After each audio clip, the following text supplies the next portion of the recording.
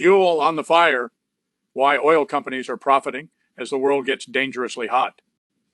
The scientific consensus is that burning fossil fuels drives the climate crisis, yet the world's biggest oil companies are planning to increase production. As the world swelters in ever more dangerous heat, why are oil companies being allowed to turn up the gas instead of paying for the consequences of their greed? That ought to be the question on everyone's minds amid baking heat domes over much of the northern hemisphere, temperature records being smashed day after day, children dying in locked cars, hospitals filling with heat stroke victims, and emergency services tackling wildfires.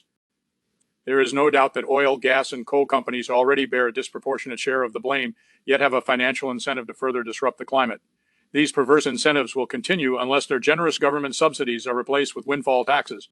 There is an overwhelming scientific consensus that the more fossil fuels are burned, the hotter the planet will get.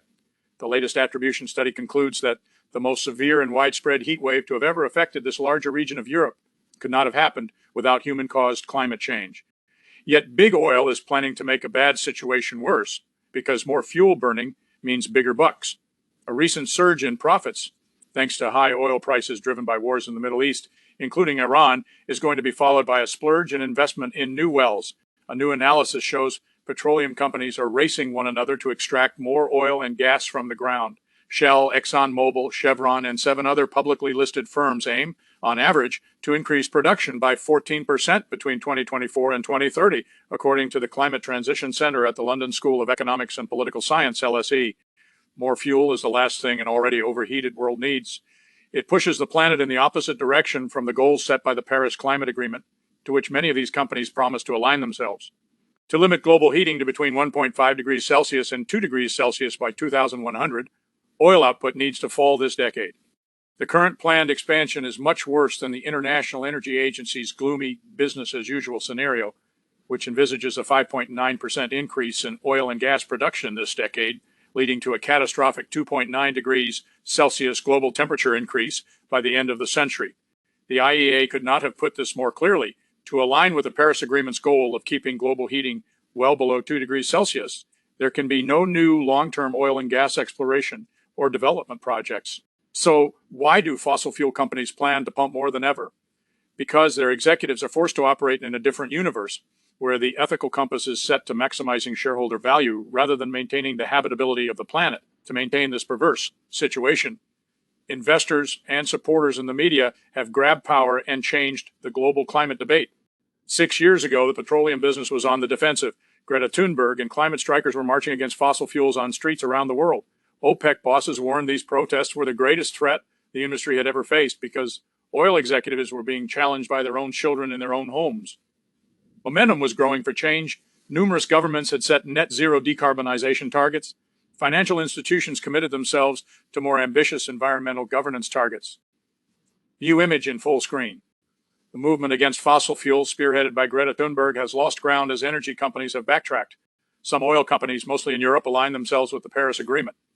BP was then among the most ambitious, pledging a 40% cut in oil and gas production and a tenfold increase in investment in renewables. The CEO at the time, Bernard Looney, promised BP would become a force for good as well as a provider of competitive returns. The fine-sounding, far-off pledges were never sufficient to fully align with the Paris climate goals to keep global heating at 1.5 degrees Celsius, as they relied on unproven solutions, such as carbon capture and storage, but they helped to placate public opinion until the climate campaigners were off the streets. Later, when concrete actions were needed to make even these vague targets a reality, many petroleum firms started backtracking. BP is a case in point.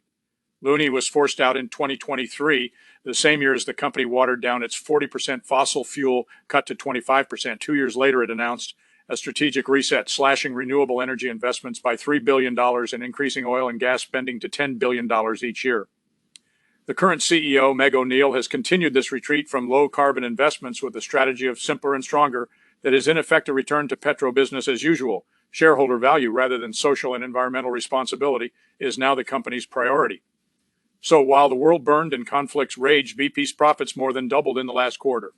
Sign up to Down to Earth. Down to Earth.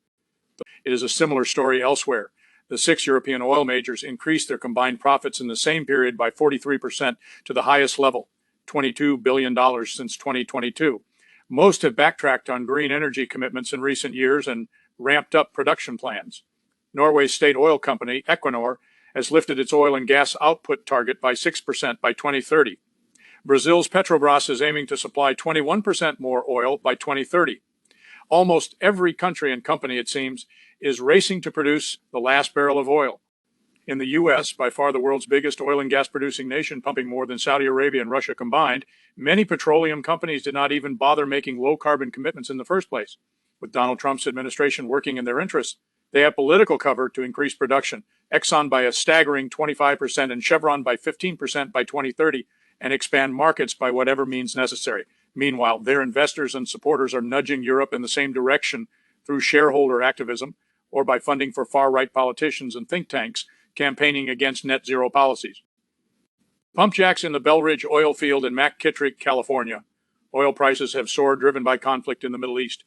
View image in full screen. Pump jacks in the Belridge oil field in McKittrick, California. Oil prices have soared, driven by conflict in the Middle East. Add all of this up: higher oil prices, shifting boardroom priorities, state capture, political cover, and an injection of cash to fill the streets with far-right anti-net zero campaigners rather than youth climate strikers. And you have all the ingredients for the petroleum industry to pump ever more fuel onto the global fire. A perfect storm for ever more extreme storms. With a new El Nino now confirmed and forecast to be one of the most severe in decades, this is folly on a globally calamitous scale. The Amazon is bracing for more fire and drought without having time to recover from the devastation of the last El Nino, which saw usually clear forest skies turn the smoky gray of an industrial town, led to the drying up of some of the world's biggest rivers, and resulted in the mass deaths of dolphins and other animals. The polar regions will see more melting of the snow and ice that normally reflects solar heat back into space, and other vital elements of Earth's life support system will approach dangerous tipping points. Catastrophic consequences are becoming ever more likely. Explore more on these topics.